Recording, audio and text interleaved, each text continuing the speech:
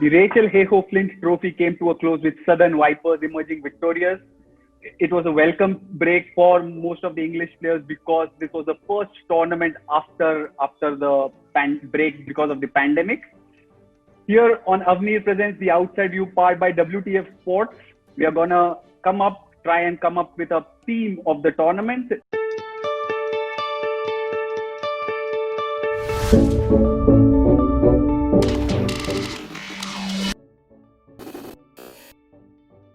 I have with me my colleagues Ananya Upendran and Gomesh Shanmuga Velayudam. Welcome, guys. Good to see you. Thanks.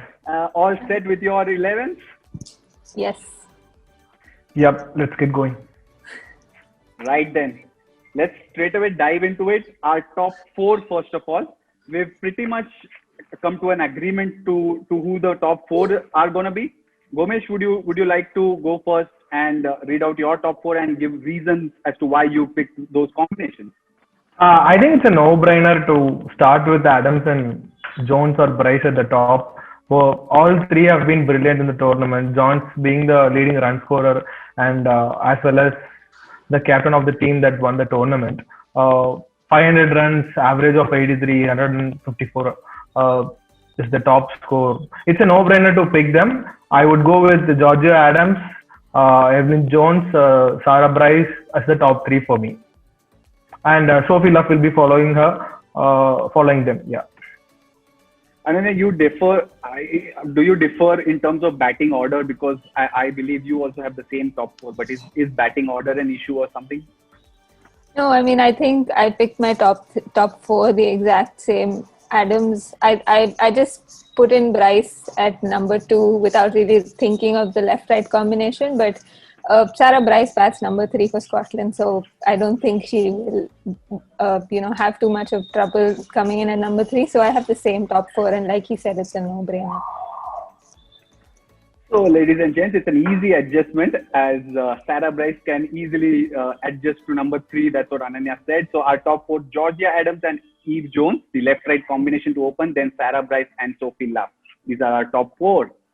So now let's move on to the interesting part, number 5, 6, 7, where I believe we have some interesting discussions.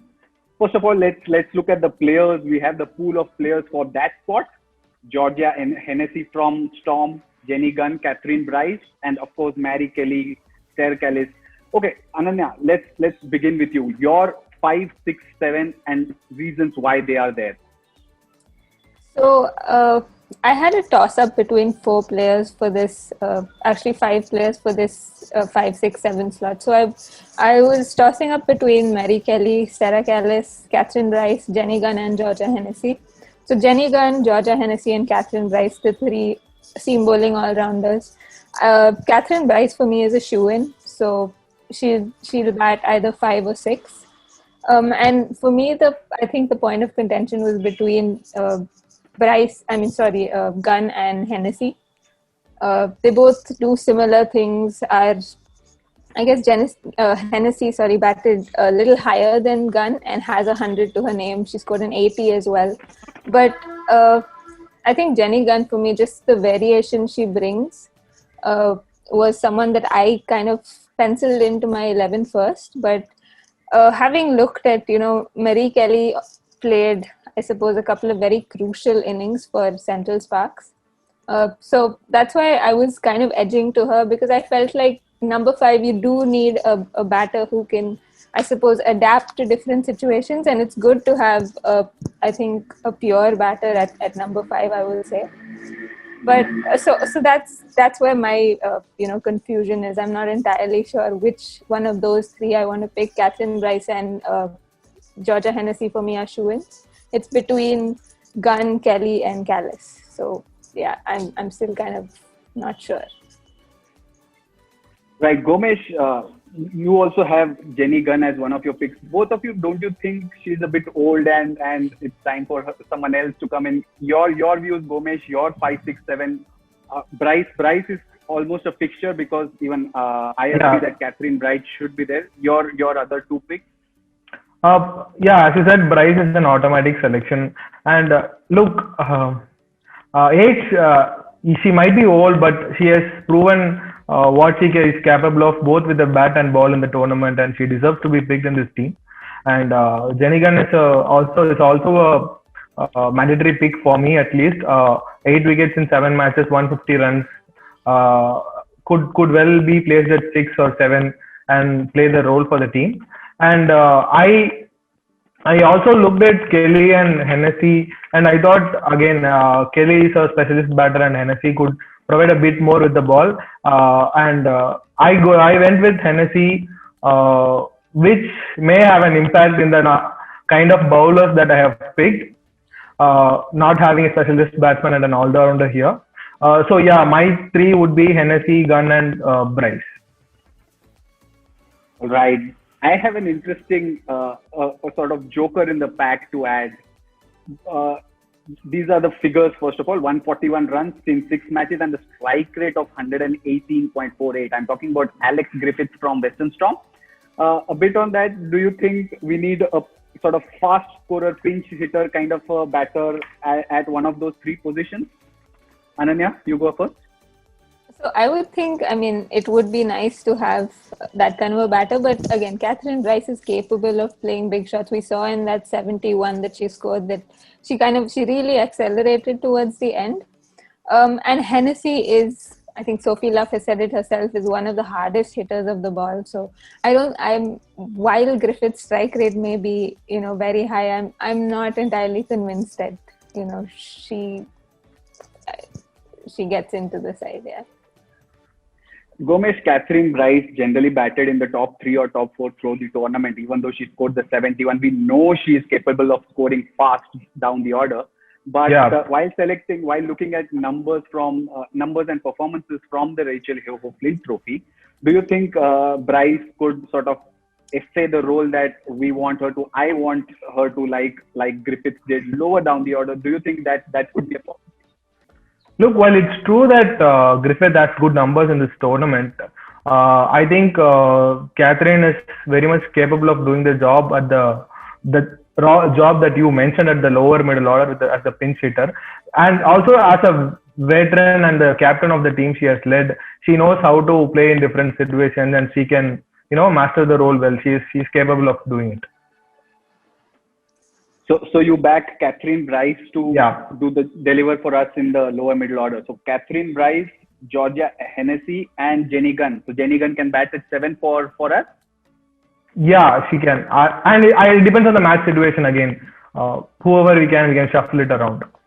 Right. So let's pick 5, 6, 7 as Catherine Bryce, Georgia Hennessy, and Jenny Gunn. All right.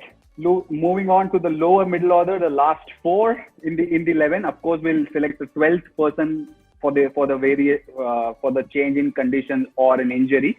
But essentially, we are looking for 8, 9, 10, 11. Gomesh, you go first. Your picks and reasons why. 2 automatic selections for me is Taylor and Norris. Taylor is the leading wicket taker in the tournament with 15 wickets, including a fifer in the final.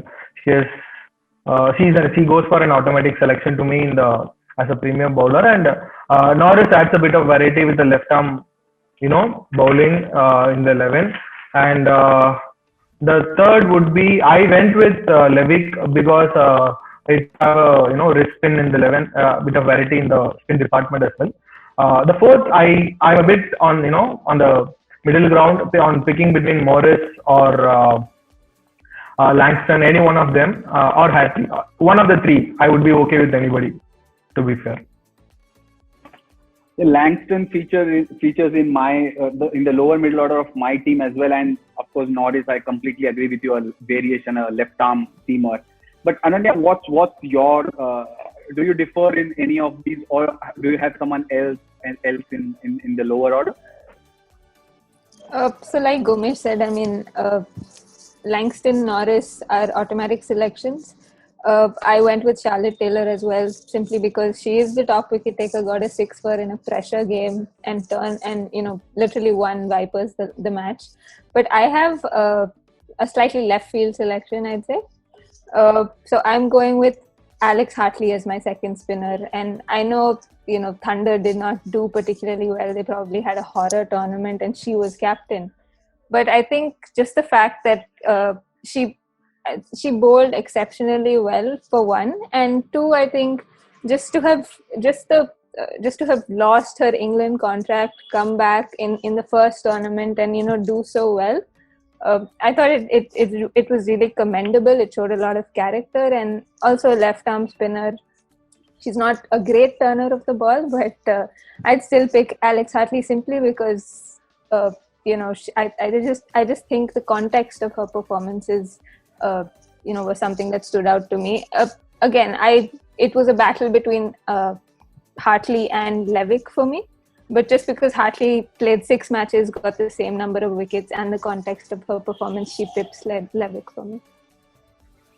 Right, Langston, Norris, and Taylor are people whom we all agree that the last slot is something that there are 2 options I can see. One is Hartley, as Ananya pointed out, and Levick, as Gomesh said. Yeah. The good thing about this confusion or this disagreement is that both these bowlers are those who take the ball away from the right-hander. So we'll have to fix that spot. But an interesting name that came up that I had noted is Fee Morris. I know she's not a lower order player. She opened for Western Storm in some of the games. Is it okay to leave her out? What that thought process? Ananya, you go first. So for me, it was you already have an off spinner in Charlotte Taylor, and you also have Georgia Adams who can bowl off spin. So I think to have a third off spinner in the mix just seemed a little too much. Just simply because you don't want too many incoming bowlers, especially with Catherine Bryce and Tara Norris also, bowling in swingers. So that was the logic for me. Right. Once again, coming to our final slot, Hartley versus Levick. Does the fact that Hartley played 1 game lesser than Levick tilt the scale in Ananya's favor? What do you think, Gomesh? Not necessarily just a game, but I should agree on the context of her performance in this tournament. From like Ananya said, just adding upon what she said, losing her contract and coming back and performing the way she did. I would be happy to have her in my team. Right. So these are our 11th. A quick discussion about the 12th person. We especially in this COVID times, it's better to have cushion of players. Who do we look at? Do we look at Morris? Do we look at Sarah Callis? Do we look at Katie Levick, or is someone else the joker in the pack? Gomesh, you first. I guess I'll have Morris or Callis, either one of them as a 12th player of the team. Morris has, though she has not contributed as much as she could have with the bat. She took 11 wickets in the tournament as well. So I guess she could be used as the 12th person. And meanwhile, Callis also did well with the bat. Either one of them I would be happy to go with. And after competing for the 11th spot in our team, he's let off Levick very easily, not even in the 12th. So what your pick? Are you agreeing on having Callis as a batting cushion, and what's that like? 12th person for you? Yeah, so for me, Callis was my first pick for 12th actually.